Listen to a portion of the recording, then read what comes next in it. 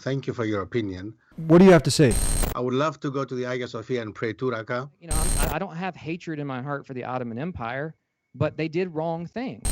Last thing that I'm going to say with regards to this one, rather a museum than a place of worship, it doesn't make sense to me. And you're right, absolutely. We didn't need the Hagia Sophia to open, but it is a political statement. Yes, absolutely, it's a political statement. So, Bismillah. This is the Deen Show. Well, it's nice to have both of you here on the Deen Show, and if most of you know, we had our good friend Sheikh Stef, Dr. Keris, historian, academic, and we were talking about Masjid Sophia is all in the news, and we were kind of giving a history, a breakdown. So we invited him back on again to continue our talk on this very exciting topic. And we also have Imam Isa Wood, who's no stranger to the Deen Show. So we wanted to go ahead and continue on talking about Masjid Sophia, and then kind of go ahead. You had another perspective that you wanted to bring to the table, Isa Wood, and then we can kind of cross-check it and examine it, and we can also just talk about it, and he can also give his input as a historian, and we can kind of see what we can find the middle way on all this. All right, Bismillah, walhamdulillah, wa salatu wassalam wa ala rasulillah wa ala alihi wa sahbihi ajma'in. Allahumma arina al-haqqa haqqan warzuqna ittiba'ah wa arina al-batila batila warzuqna ijtinabah. Well, Allah subhanahu wa ta'ala, we ask you to let us see truth as truth and follow it, and to let us see falsehood as falsehood and keep us away from it. So I was watching the previous episode that I think maybe 2 episodes back that you did on the issue of Hagia Sophia, and like most Muslims, I've been following the what's going on. So this is basically what I wanted to say today. Of course, I want to start off by saying no one is more happy than I am when Muslims have places to pray, when Muslims are making salat, when the name of Allah is being elevated in their heart. Of course, my goodness, who wouldn't love that has any iman in their heart at all? I love to see that. However, when I see the current regime in Turkey suddenly in 2020, during all this lockdown and riots around the world about race issues, just all of a sudden they want to take an old museum that was before that a masjid and before that a church and turn it back into a masjid again. I start scratching my head and asking questions. Why? Why are they doing it? What is the reason behind it? And the first thing that I recognize is that Turkey is a NATO member. They're part of the NATO military wing, which I consider to be the military wing of the Antichrist. The NATO has done more to infiltrate and overthrow Muslim countries like Libya, their involvement currently in Syria, their involvement in Iraq and Afghanistan. They've done more to mess up the political system in our country than any other military establishment that I can think of in modern history. That Turkey is a member of that, meaning that their military allegiances are not with the Muslim world, they're with NATO, they're with America and Britain and France. And though Israel is not a member of NATO, they are a beneficiary of NATO's work. No one has done more than Britain and America and France to establish this current Zionist regime in Israel. So I know that when Turkey does something like that, they only do that because they have NATO's permission. And that's something we cannot forget. We have to be very keenly aware of that. Not to mention the fact that Turkey's total economy is dependent on the fiat riba system that's controlled by the petrodollar. So if Turkey wants to do anything politically and NATO doesn't like it, all NATO has to do is attack Turkey's economy through the Zionist-controlled banking system and ruin their currency. And then Turkey wouldn't be able to do anything. So this is all happening by the permission of NATO. Now, my question is this: why would the Zionist-controlled NATO want this to happen? And why is it problematic for Turkey to be a part of NATO? So on that first point, Allah says in the Quran, and we cannot forget this statement, A'udhu billahi minash shaitanir rajim. Ya ayyuhalladhina amanu لا تتخذوا اليهود والنصارى أولياء بعضهم أولياء بعض. O you who have faith inside of you, do not take Christians and Jews as your friends and allies, those Christians and Jews who are friends and allies of one another. This is the modern Zionist relationship between primarily Western Christianity and the Jewish world, which didn't exist 150 years ago. It's a modern phenomenon. And then Allah says, وَمَن يَتَوَلَّهُم مِّنكُمْ فَإِنَّهُ مِنْهُمْ. If you do this, if you take them as your friends and allies, you're from them. You're not from us anymore. إِنَّ اللَّهَ لَا يَهْدِي الْقَوْمَ الظَّالِمِينَ. And Allah does not guide people who are oppressors. So it's incredibly problematic for Turkey to be a member of NATO from the perspective of the Quran. And that's something we cannot forget. That's our book of guidance. It helps us to see the world as it really is, not how it appears to our eyes. Why are they doing it? So my understanding is that this is yet another attempt on the part of DAJJAL, which is a force that works in the world until it actually manifests as an actual human being. That this is another attempt by DAJJAL to drive a wedge between the Orthodox Christian world and the Muslim world by reigniting and opening old wounds that exist between the people. And the reason I say that that shouldn't be the case is because the Quran tells us, لَتَجِدَنَّ أَشَدَّ النَّاسِ عَدَاوَةً الَّذِينَ آمَنُوا الْيَهُودَ وَالَّذِينَ أَشْرَكُوا. That you will find, both at the time of this revelation and in the future, the people who have the most hatred in their hearts for the believers are the sinful Jews and polytheists. But then Allah says, وَلَتَجِدَنَّ أَقْرَبَهُمْ مَوَدَّةً لِلَّذِينَ آمَنُوا الَّذِينَ قَالُوا إِنَّا نَصَارَى. That you will find in time to come, meaning at the time of this revelation and in the future, because this is fi'l mudari', this is a present future verb tense in Arabic, that you will find the people who are the closest to you in love and affection are the people whose primary identity, inna nasara, we are Christian at our core. And then Allah goes on to describe what kind of Christians, right? Because they're not all the same. The ones that have priests and the ones that have monks and the ones who are not arrogant. So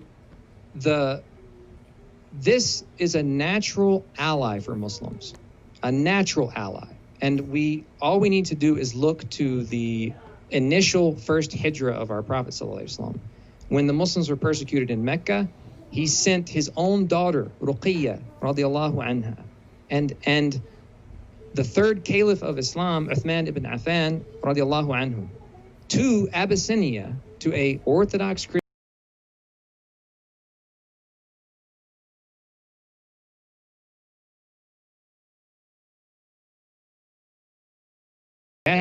when he passed away, but he made a covenant with St. Catherine's Cathedral in Sinai Peninsula to protect their churches and to protect the monks who were there and to not conscript them into the military and not to overtax them or burden them.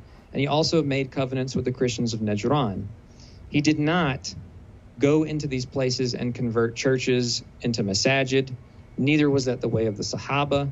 They did not go into Syria when the Muslims conquered Syria to overthrow the churches that were there. In fact, in Syria, initially when the Sahaba came in, there was a church for Yahya, John the Baptist, and the Muslims asked permission to build a musalla next to it.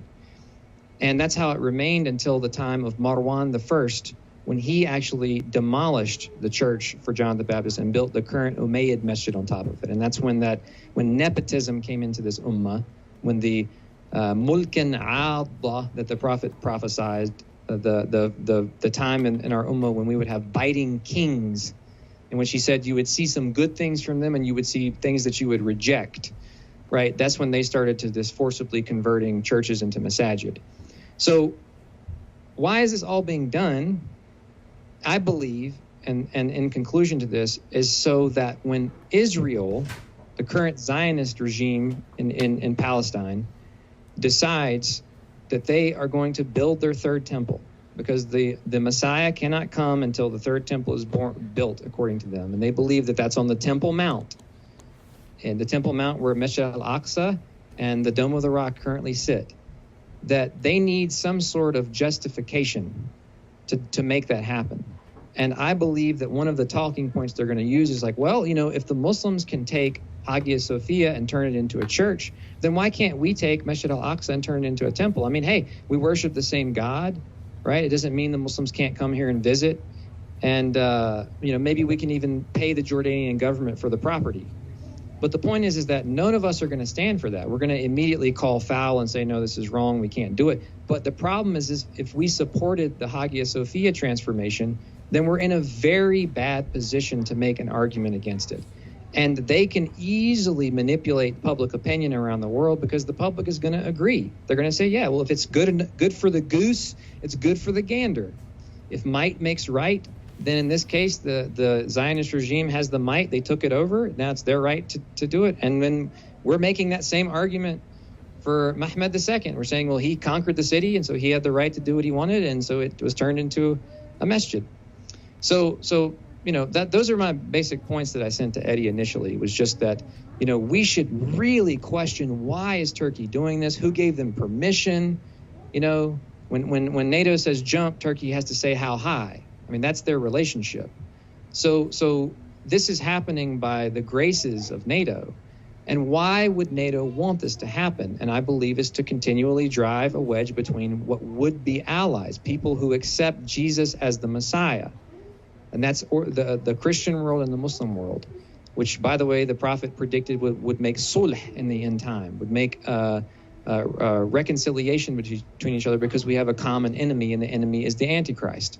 And the Antichrist cannot come into a world where the two great world religions that believe that he can't be the Messiah, that it's only Jesus, alayhi salam, are cooperating together against him. That's going to be incredibly problematic for the DAJJAL. So this is something we should be thinking about, you know, not just looking at it with our eyes and saying, oh, look, another masjid, or oh, there's an Islamic revival happening in Turkey. No. This doesn't happen by chance. You know, there are strings being pulled, and we should be questioning, why are they being pulled, and what are the potential consequences for this move for the Muslims in the future? And Allah knows best. Dr. Stef, what do you think now? He's bringing up a question. Is it a relevant question? You got to listen to what was said. What do you have to say? Bismillah, salatu wassalam ala Rasulullah. Jazakallah khair. First of all, I would like to thank you for your opinion. And thank you for having invited me. And thank you for the possibility to being able actually to exchange ideas. It's a very important point. First of all, let me tell you one thing. I'm not representing the Turkish government here. I've never uttered any support for the Turkish government, neither in the last show with Eddie, nor anywhere else. And again, I'm not representing, and I'm not sitting here to protect the Turkish government, which is a secular government, which was established in 1923 by Mustafa Kemal Atatürk, by many scholars considered a non-Muslim. And the whole Turkish state actually built on secular roots and secular government and the Swiss law, which that time was the law that was the most important one in Europe, meaning Swiss French law. So that is absolutely, I mean, nothing I can say that I can agree 90% to what Sheikh Isa just said. Correct, yeah, Sheikh Isa? Is this correct, the name? You can just call me anything you want to call me. As long as you call me. Your name is Isa, you have a name, right? Sheikh Isa, yeah, Isa Wood. Isa. Jazakallah khair. So 90% I would agree to everything Sheikh Isa said just now. And I also question, and I think I made this also clear last time in the Dean show that I spoke with Eddie, that I made clear that my statement, which I have also in writing, looks at this whole issue, which has been made an issue actually now, looks at it from three perspectives from my side. First of all, it is a perspective as a Muslim. As you correctly said, I'm also looking forward to actually next time I'm in Turkey, I'm in Istanbul, I would love to go to the Hagia Sophia and pray 2 rakah, and would love to be in that building, inshallah, and make my salah there. There's no doubt about it. As a Muslim, obviously, as you mentioned, the more places of worship we have, the better. And of course, how can you be unhappy? As a historian, I also said last time that I would have preferred it actually to stay as it was as a museum, simply because as a historian and from a historical perspective, you would be able to look at it as a neutral building, a rather neutral building. It would give a lot of historical evidence for its past. As a Greek, I fully understand the Greek side of the story. And I know the Greek people very well. And I know also the Greek Orthodox Church very well. So I can understand fully all 3 points. And I did not say that I support what happened. I just uttered, exactly as I just said, all my 3 different points of views, with regards to the change of the building. Matter of the fact is that it has turned into a mosque again. And as you correctly said, it was a museum before it was a cathedral. It was built as the main Orthodox cathedral, not as a church actually. It was built as the main Orthodox cathedral of the Orthodox world. So such an important cathedral, obviously in the 7th century, extremely important, 6th and 7th century, extremely important. There is no doubt about it that it would, of course, cause uproar. And they knew that. They knew that. And the Turkish government knew it as well. And that was not something that happened overnight. That was something that they prepared for. And of course, it is absolutely right to start questioning what a secular government such as Turkey in general establishes a secular government. What kind of reasons would they have actually to do that? And especially in this time of the year. Absolutely true and correct. And I would never say that there is no doubt about it that I questioned it as well. And of course, there is a political reason behind it. And of course, there are reasons that are not necessarily religious, as well as there are reasons for the Greeks on the other side. They don't do it out of religiosity or love for Isa alayhi salam, that they have such an uproar in Athens, and the people burn the Turkish flag, and the people have such a big problem with Turkey doing what it's doing to the Hagia Sophia. This is a sheer political issue. Religion plays no role at all. I tell you that now already, okay? This is just an excuse for both sides to get out on the street and burn each other's flags, or to get out. This is not something new. I mean, Greece and Turkey, they have been in in uproar with each other, in a destructive uproar with each other since 1923 and earlier, actually. Since 1821, the whole time that Greece was actually part of the Ottoman Empire. And we have to look into this side of the history, this side of the story. It's very, very important to see that actually the Greek Orthodox Church, that you mentioned very well, had a lot of rights and a lot of, rather rights than any other church during the time of the Ottoman Empire.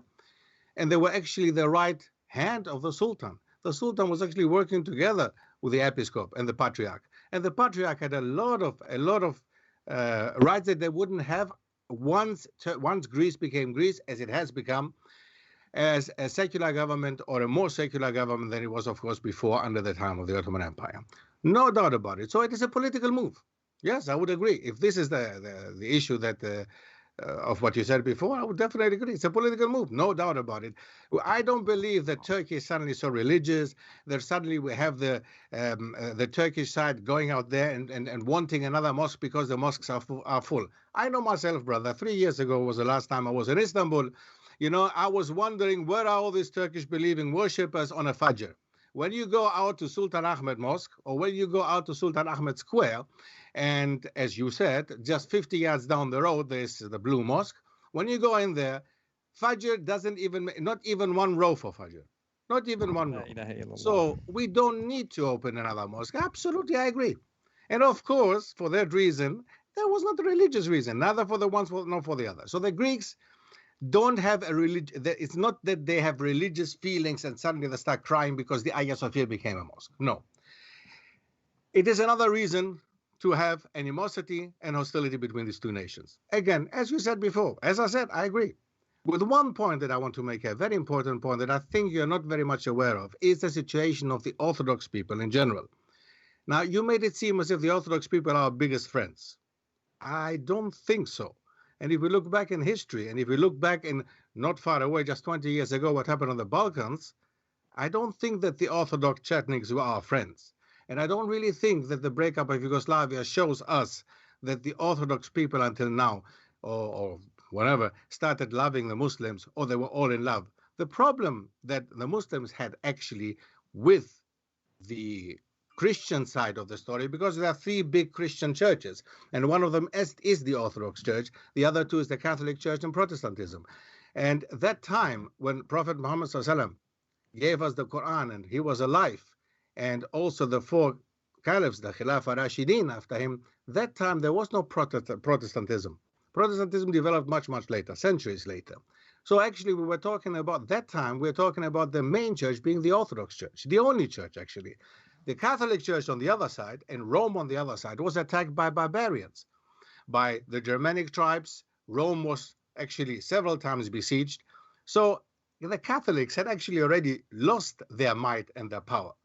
And Surat Ar-Rum refers to the Romans, as is wrongly translated, but actually they mean the Byzantines, the East Romans. So obviously, you know, the hostility between Christianity and Islam that time was the hostility between Muslims and Orthodox Christians, because they were the only ones who were actually considered Christians still. As I said, the Catholics had lost their might and their power. They were not very strong. They had lost everything already, basically. Rome was besieged. The barbarians were actually ruling Rome already. Spain, Portugal, and so on and so on. So if we really consider now the Orthodox being our friends, if I understood you correctly, then what happened 20 years ago with the breakup of Yugoslavia, the Bosnian War? What happened before that when Bulgaria became a country and the Bulgarians actually themselves forced Muslims to change their surnames, to change their names, forced them to go to Turkey, back to Turkey, as they said, back to Turkey, because they call them until nowadays even Turks. Even when we become Muslims from the Balkan Peninsula, people like Albanians, Greeks, Turks, Bulgarians, when we become Muslim, we are called Turks. I was called, until now, 30 years later, my parents still call me a Turk. So now, that doesn't show me somehow that the Orthodox people are my friends, okay? And if you look at the dogma of the Orthodox Church, and we have seen certain positive attitude, we have seen the last speech by priest Papa Nicolau, as far as I remember his name, when he was very clear and open, saying that actually it was better under the Turk, he was saying, than it was under the Franks, meaning the Catholics. He was saying that, no doubt about it. But is this a position of the Orthodox Church? Is this a position of the Greek Orthodox in general? There's a specific voices, there's a specific people. And Greeks talk a lot, Yari. Greeks talk a lot. Greeks are wonderful in talking.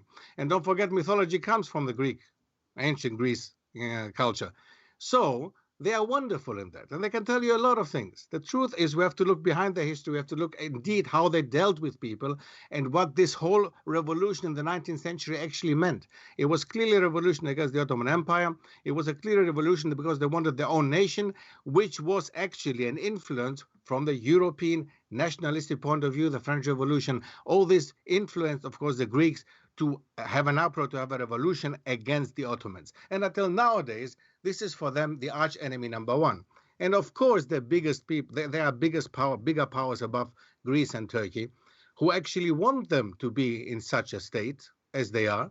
And they want them to be always to regard themselves, each other, as enemies. No doubt about it. And definitely the country where you come from, brother, where you are, this is definitely the country that wants that. Definitely, this is not the country that wants them to be friends and to love each other and to dance with each other. Definitely not. So, you know, again, the point of the Hagia Sophia at this moment is questionable. Why they have made the Hagia Sophia at this moment turned it back to the mosque is questionable. But that was never the discussion point. I never discussed this, and we never said that that was something that was not questionable. I just said that it is, now that it has become, that's a matter of fact, now that it has become a mosque, I'm looking forward to praying in there. And now that the Turkish government has agreed to make it a mosque, by the way, the Turkish government at this moment is run by Erdogan and not by Atatürk. Atatürk died several decades ago.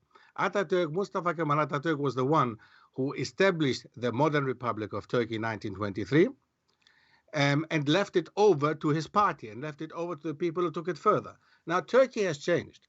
15, 20 years ago, when I was in Edirne, okay, one of the biggest cities, exactly the border to Greece, I didn't see one hijab. Not one hijab. Now, 10 years later, I saw half the population wearing hijab, And now, if you go now to Turkey, in Aydin and Istanbul, in Bursa, in the bigger cities, without a doubt, the majority of population, of female population, is wearing hijab. You will see more people praying. You will see more people having coming back to the deen, without a doubt. Without a doubt. Things have changed in Turkey. And I'm not saying that this government is a religious and Islamic government. It's not an Islamic government because Turkey is not an Islamic country. It is a secular country. It's actually one of the two secular countries in the world, France and Turkey. Okay, the one happens to have Muslims as a population, and the other one mainly Christian Catholics. So that's basically about Turkey. And as I said before, last thing that I'm going to say with regards to this one, I would love to see the masajid in Sultan Ahmed Square full in the morning, and not only, or even for Jummah.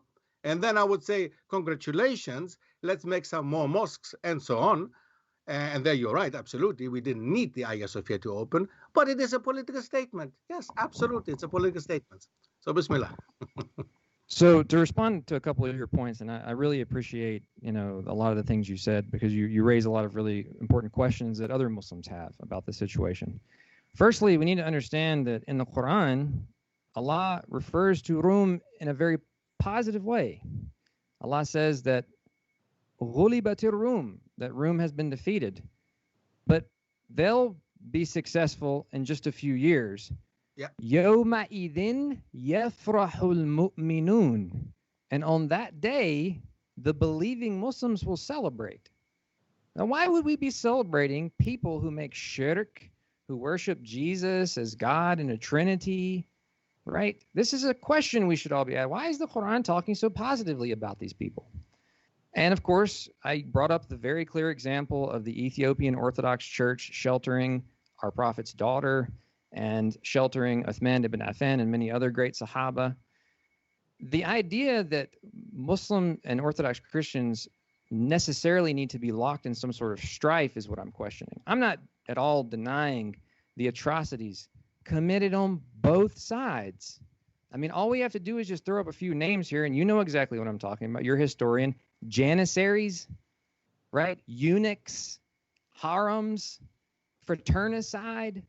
This is the Ottoman Empire that we're talking about here.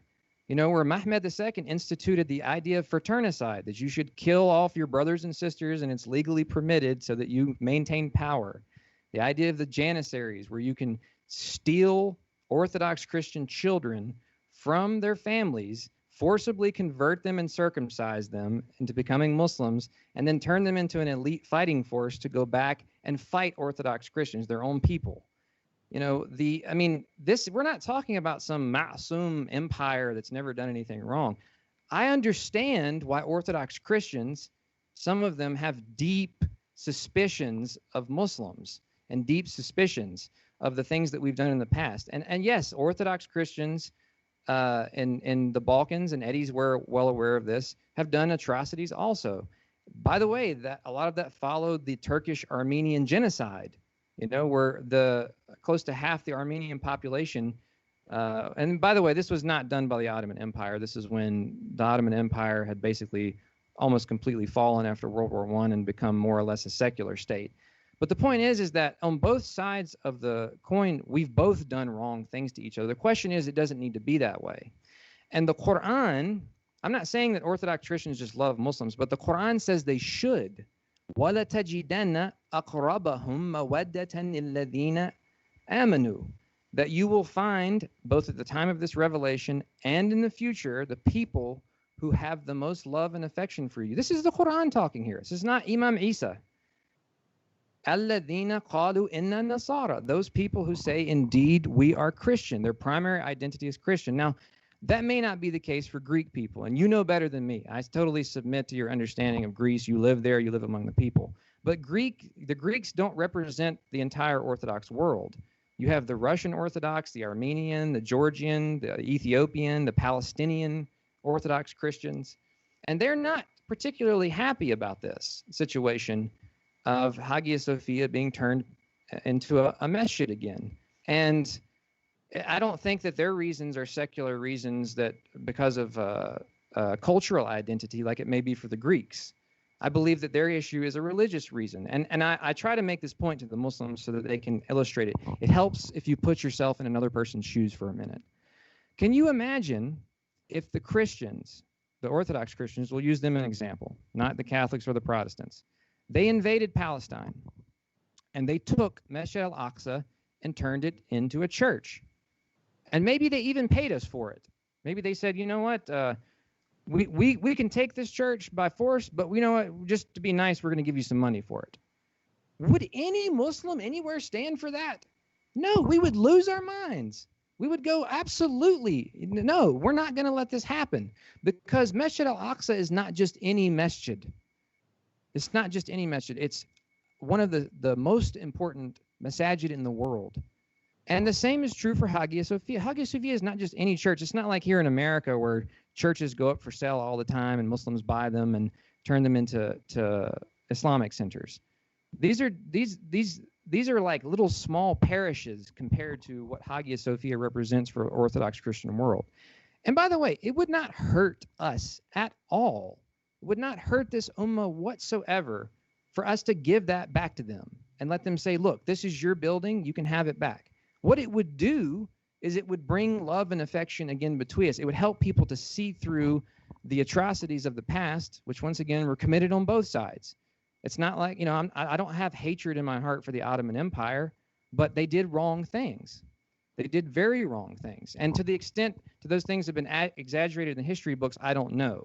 You know, I wasn't there when it happened.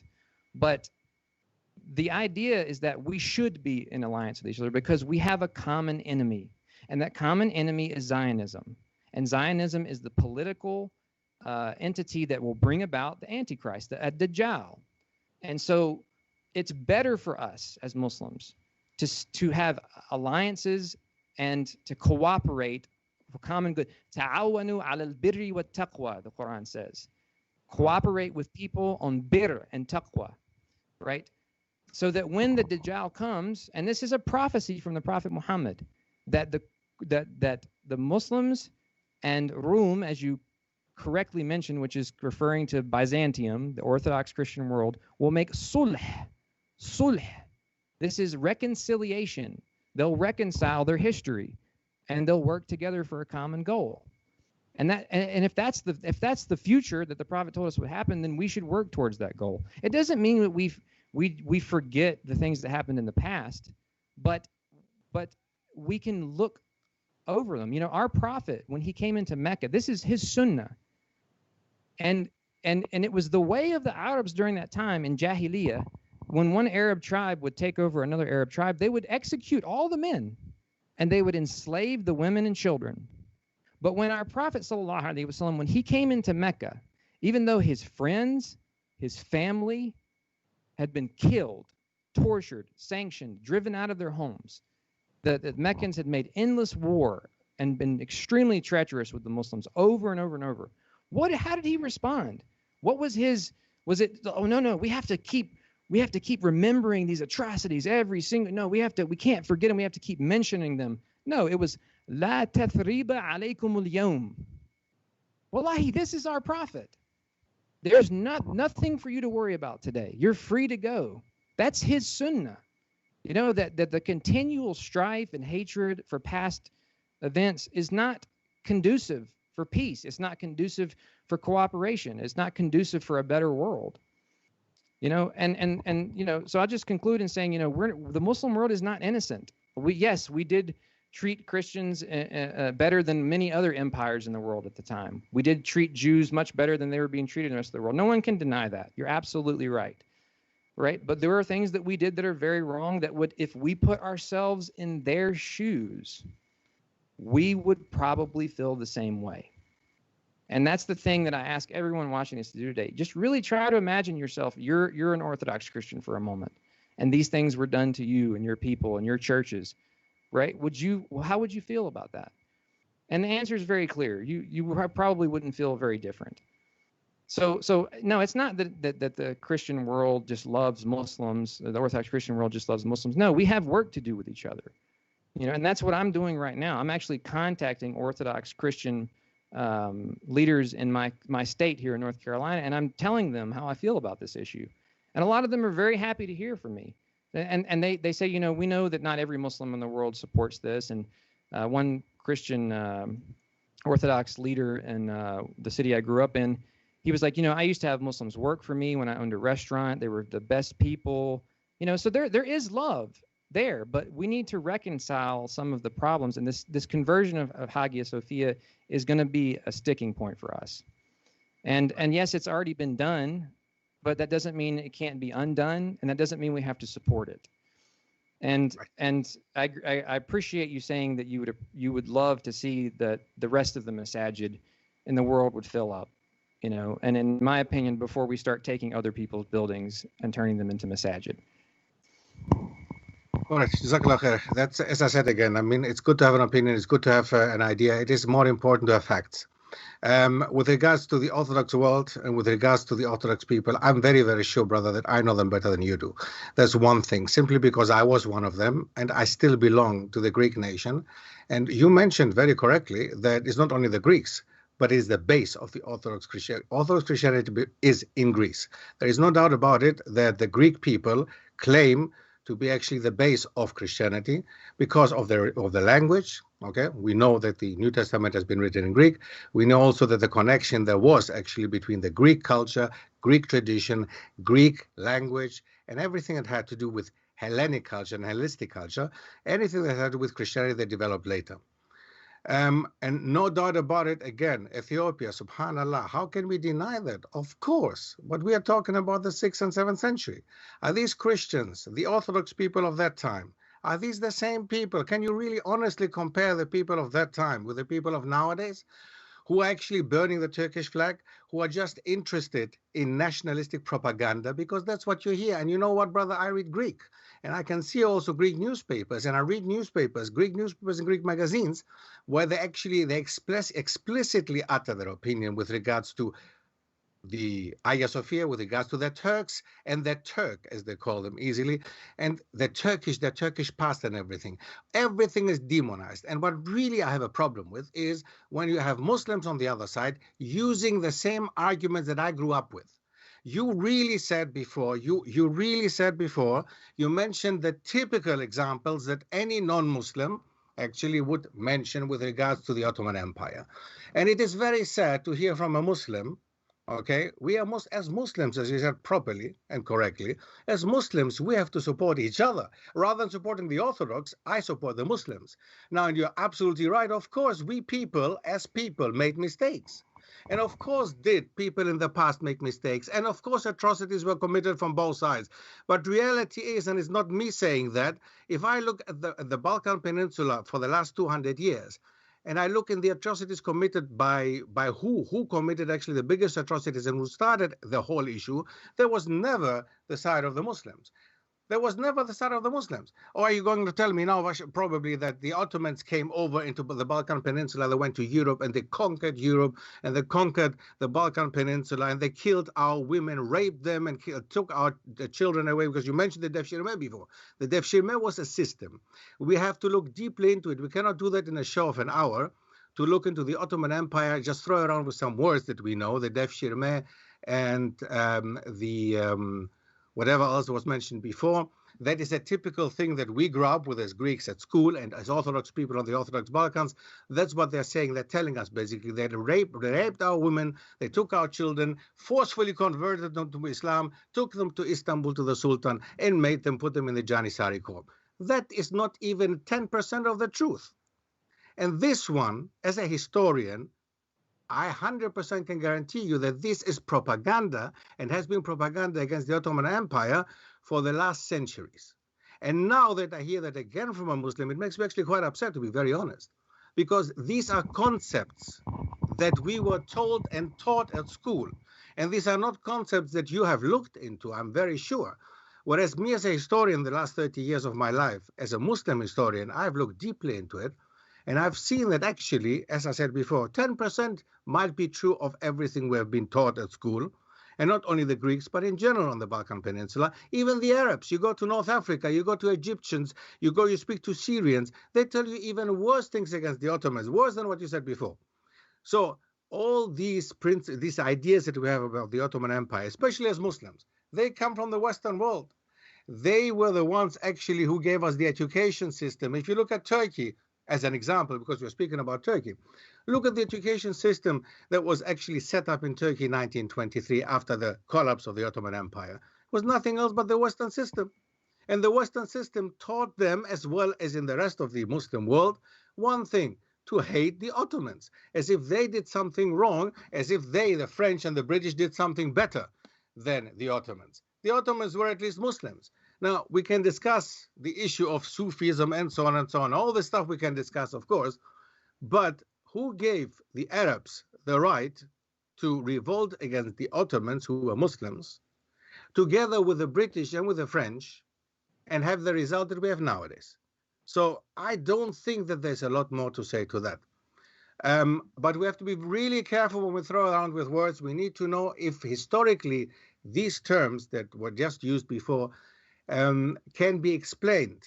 And again, the issue of the Janissary, the issue of the Devshirme, the issue of taking children away from the Balkan Peninsula, that is not something new, by the way. It was not the Ottomans who invented it.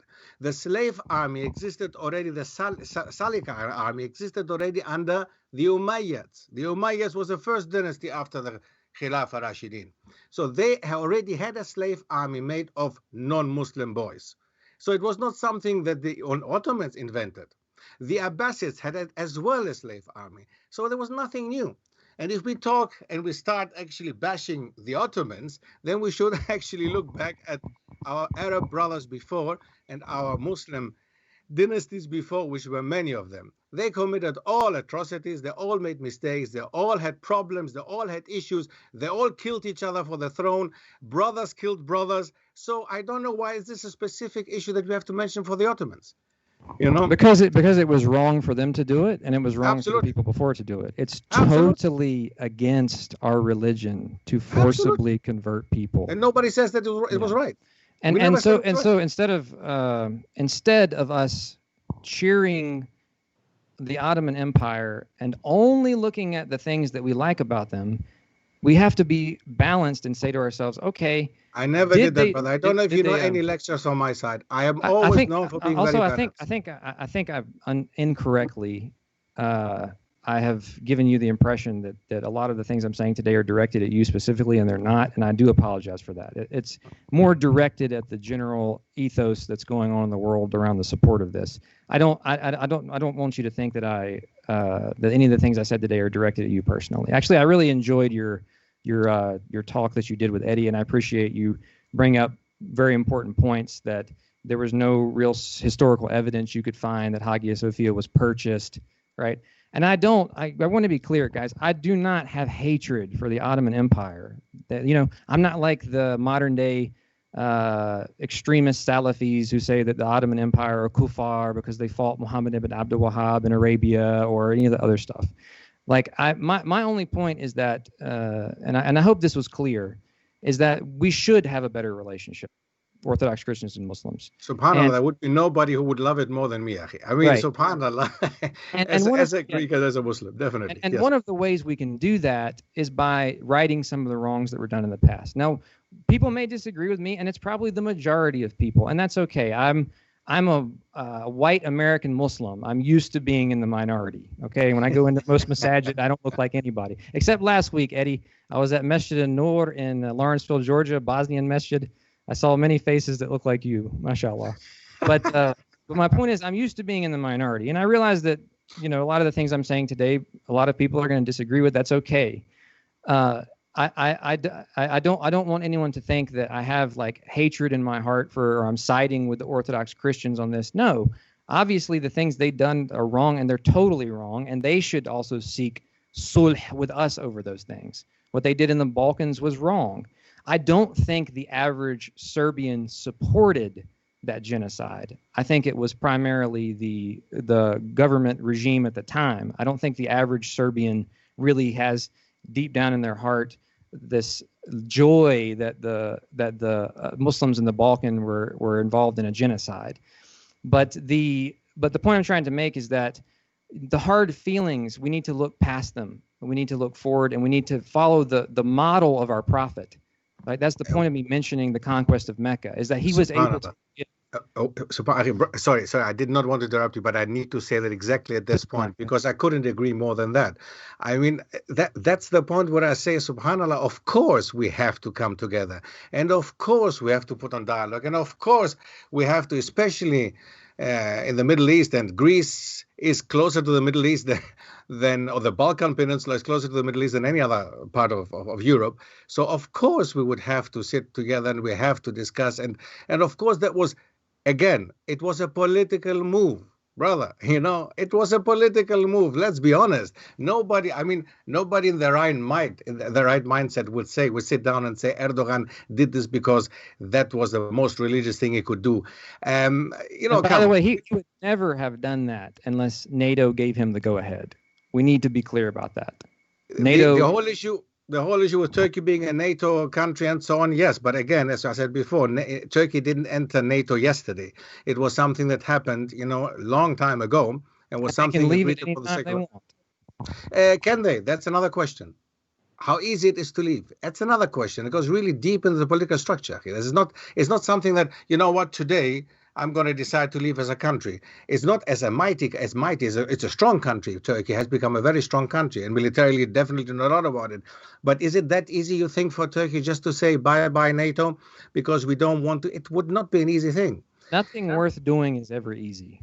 And it's definitely worth, in their best interest, in the best interest of the Muslim Ummah, in the best interest of the followers of the Prophet Muhammad, that they not be allies with the Zionist military wing. Which is Don't NATO. forget one thing. Erdogan does not have to fight only the outside forces, but what about more than 25% of his population officially are Kemalists, meaning supporting Mustafa Kemal's Ataturk idea, who, as I mentioned before about this person, I don't want to go deeper into him, but Mustafa Kemal Ataturk's idea of a modern Republic of Turkey was anything but Islamic. So if you have 25% of a population, a quarter of a population officially, being on the side against the side of Islam, then you have to you have to see how you're going to move. Your political moves is not that easy. It's not for an outsider. It is something that we can criticize, absolutely. And I definitely criticize also the position that Erdogan has taken in certain elements and with certain policy that he has, no doubt about it. However, by the way, I also understand. I was going to say it's also worth with us having a little bit of insight onto the world economy. Turkey would not even be able to make these kind of moves at all because all the international banking cabal has to do is attack their currency. Just a few years ago, or maybe it wasn't even years ago, the Turkish economy was attacked. Their lira sank immensely.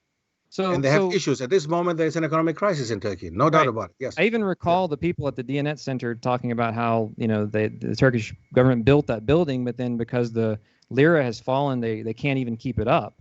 So as long as the Muslim world is attached to this riba banking system run by Zionists, they can't do anything. That's why I'm not, and I know you've made this point, and I'm not impressed by this.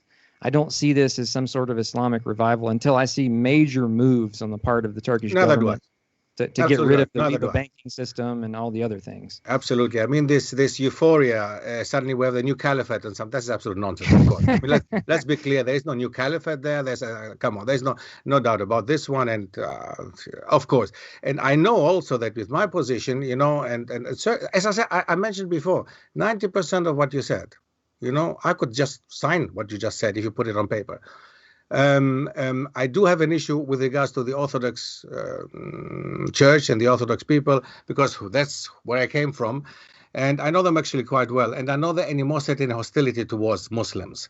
And what I know the insider's position, because as somebody being from them, they sometimes open themselves towards me, forgetting totally that I'm actually Muslim. So you hear quite clearly, actually, in front of me, many statements came out of Greek mouths, where you would say, wait a sec, you forgot totally that I'm a Muslim. Indeed, they did. By the way, I don't deny this at all. You're in a much better position to talk on that subject than me. But my model society for how Muslims and Orthodox Christians should be getting along is modern day Ethiopia. Because in modern day Ethiopia, you have the Orthodox Tawhidi Church, and you have for primarily Sunni Islam, and they're living together. I mean, I've even talked to Ethiopians who've told me firsthand witness that during Ramadan, the Christians come and give Muslims iftar. During Lent, the Muslims give food to the Christians. That when a church is in disrepair in Addis Ababa, the Muslims will help repair it. The same thing for the Christians for the Masajid. It doesn't that's what mean used to happen in Yugoslavia too. That's what used to happen in Yugoslavia before the Bosnian. And that's the way it war. should be. You know, but yes. Still the war happened, brother. Still the war happened. Yeah, I don't deny that. You're absolutely right. You know, and that's an atrocity that has to be addressed. Absolutely. Especially on the part of the Orthodox Christian world. And I appeal to them to do the same, to speak out against their atrocities that they committed, like I'm trying to speak out today. And by the way, I agree with you also that there are exaggerations in the history books about some of the atrocities of the Ottoman Empire. It doesn't mean, and you agreed with me, that there isn't probably 10% of it that's true. And that doesn't excuse that 10%. And we can't fall into the logical fallacy of saying, well, because they've done this to us, it's okay for us to do that to them. No. Absolutely. Our guidance comes from the Quran and the Prophet Muhammad. How did he? That's our example. No matter what's been done to us, we look back to him to see how rahmatan lil alameen, a mercy to everything, dealt with people. And so, you know, I think, brother, to be honest with you, me and you have way more in common on this issue. And I'm just trying to offer a perspective that I think a lot of Muslims haven't considered. What is the implications of this event? Yeah. How could it potentially backfire for us in the future if we support this? Okay, that is a very important, brother. Sorry, this is maybe this is the should be that, but indeed that is the most important point. That maybe that could be a nice ending here now, because indeed what is happening now, the geopolitical, the strategical position of these countries being where they are, the problems that have occurred 20, 30 years ago, although we never thought there would be another war in Europe, was there. Now we're looking at the position of these countries. We're looking at the hostility and the enmity that has been there for all these centuries, decades and centuries. Indeed, what kind of result is this? Just to open or just to do something which was an unnecessary move in that way, because we do have enough mosques, yes. That was, again, a political move. And now, where this will lead us, Allahu Alam, I don't know. I really don't know. But one thing that I don't believe that there's going to be any repercussions coming from the side of Greece, because Greece is in a very deep economic crisis, has been the last decade already. They need these things. They need for their population, the politicians in Greece need to have another enemy outside, need to look always back to Turkey and tell their Greek population who are suffering, they're indeed suffering at this moment financially, to have something else to look at and to show them basically get another scapegoat. And at this moment, it fits nicely in the agenda. Okay, it fits nicely in the propaganda the Greek government is doing for itself to basically blame others instead of themselves.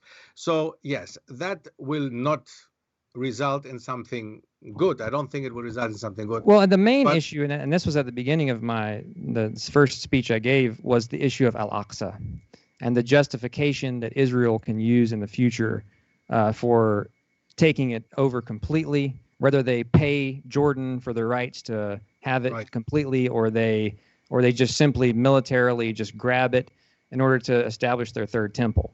And that's those talking points that Israel can use in the future to justify what they're doing could be the very talking points we're using today to justify what we've done.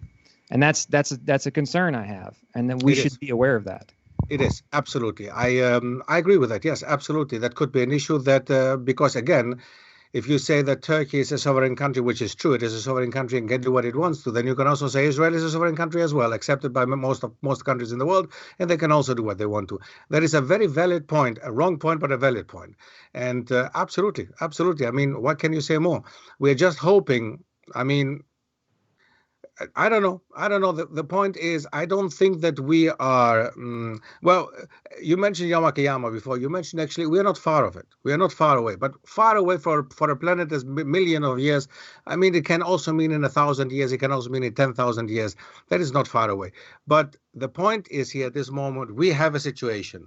And this situation that we have, I don't know if we can go back to it, as you mentioned before, actually, if we can petition, and if we can do something to the Turkish government, tell them basically to go back to make it a museum again. Because when it was a museum, that's also a matter of the fact, actually, when it was a museum, how come that that time, now that the Orthodox Church, nor the Greek government, nor anybody else actually had a problem with that? It was a house of worship before. Okay, it was the cathedral, of course, the Orthodox cathedral, became a mosque, and then it became a museum under a secular government. And that was the time, that would have been the time, and I'm not aware of any authentic sources telling me that that time the Greek government had a problem with that, or that time the Greeks or the Greek Orthodox Church had actually come out and said that is something despicable and very bad as they did this time.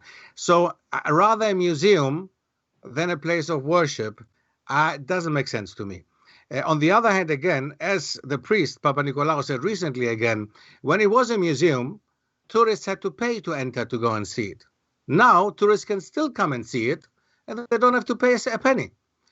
Next to this one, they have to get dressed appropriately to come into a place of worship. They didn't have to do that that time when it was a museum.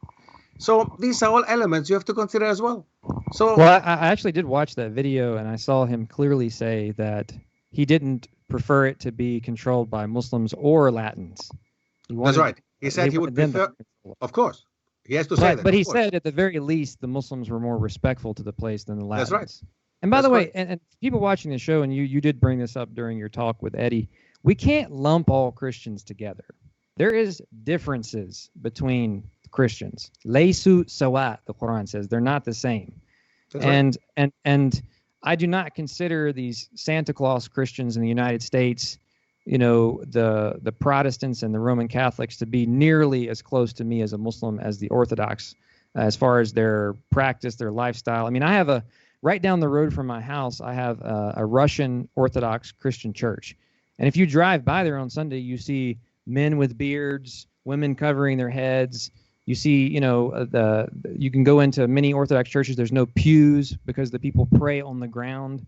You know, as you mentioned in a previous video about how some of the Christian monks pray, they make sujood.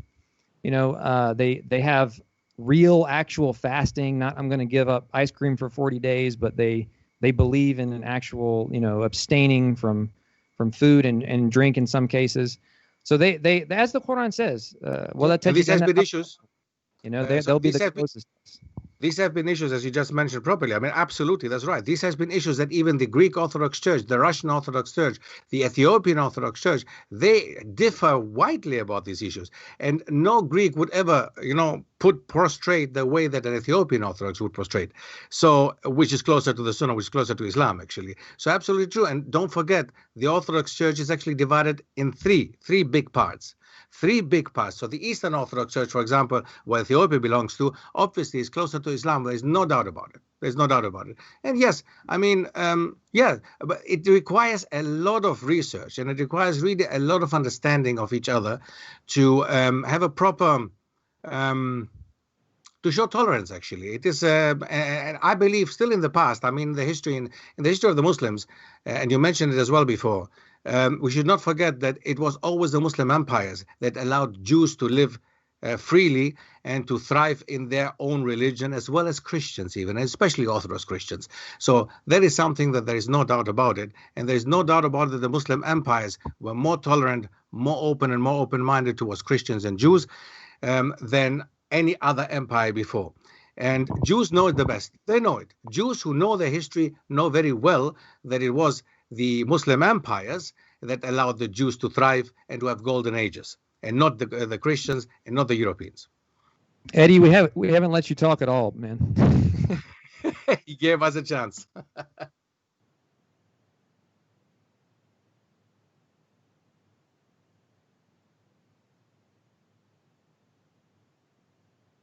The last thing I want to say is La ilaha illallah wahdahu la sharika lah lahul mulku wa lahul hamdu wa huwa ala kulli shay'in qadir.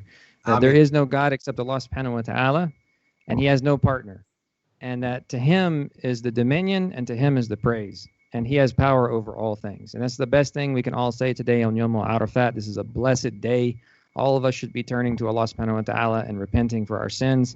I imagine probably where you are, that you've probably already broken your fast for the day. So we say, Rabbana taqabbal minna إنك أنت السميع العليم. Oh Allah subhanahu wa ta'ala, I ask you to accept from us this day, to accept the Hujjaj who are making Hajj right now. We ask you to allow the Muslims to continue to be people of birr and taqwa and to join with other people in doing the same. We ask Allah subhanahu wa ta'ala for us to see the best in everyone around us. And we ask Allah subhanahu wa ta'ala, as I said in the beginning of this talk, Allahumma arina al-haqqa haqqan warzuqna ittiba'a. Oh Allah, let us see truth as truth and follow us. Wa arina al-batila batila warzuqna ijtinaba. And let us see falsehood as falsehood and keep us away from it. Allahumma arina al-ashya'a kama hi. Oh Allah, let us see things as they really are, not just how they appear to our eyes. Jazakallah khair. We still have 40 minutes. 40 minutes, by the way. I still have 40 minutes, so inshallah. Oh, okay. You haven't broken your fast yet, mashallah. We still have 40 minutes. Not yet, inshallah. So we still have exactly 41 minutes. So inshallah, I definitely enjoyed it. Mashallah, there's nothing to add to it. Mashallah, I mean, the du'as are the most important things. And indeed, may Allah keep us on the straight path, all of us. May Allah make us stronger, our ummah stronger. And may Allah give us give our people, because seeing that you're also revered, mashallah, may Allah also help our parents and our families to be on the straight path. And I think this is the most important dua, I think, for all of it. And we might have differences. I was saying, I never tell people I'm a revert or a convert. I just say the Muslims let me join. Mashallah, you join the link, mashallah. That's great, mashallah. No, absolutely. We should not forget that we do have people that we have to take care of as well. And not to forget to make dua for our parents. I don't know about your parents, but I'm still making dua for my parents. So hopefully, inshallah, will Allah give us put us on the straight path. And jazakallah khair also for the possibility, Eddie.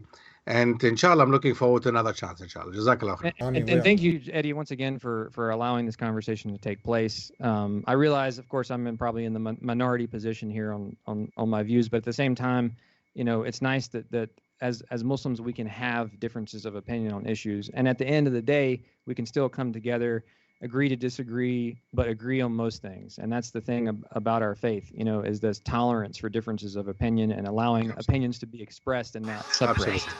Absolutely. Jazakallah khair. Absolutely. What more to say? Eddie, now to you. Thank you both. It was a pleasure, honor having both of you. Inshallah, we can go ahead and see you again, both of you, inshallah, in the future on the program. Assalamu alaikum wa rahmatullahi. And if you like this episode of The Deen Show, like this video, share this video far and wide, and support us on our Patreon page so we can continue this work. Thank you for tuning in. Peace be with you. Assalamu alaikum.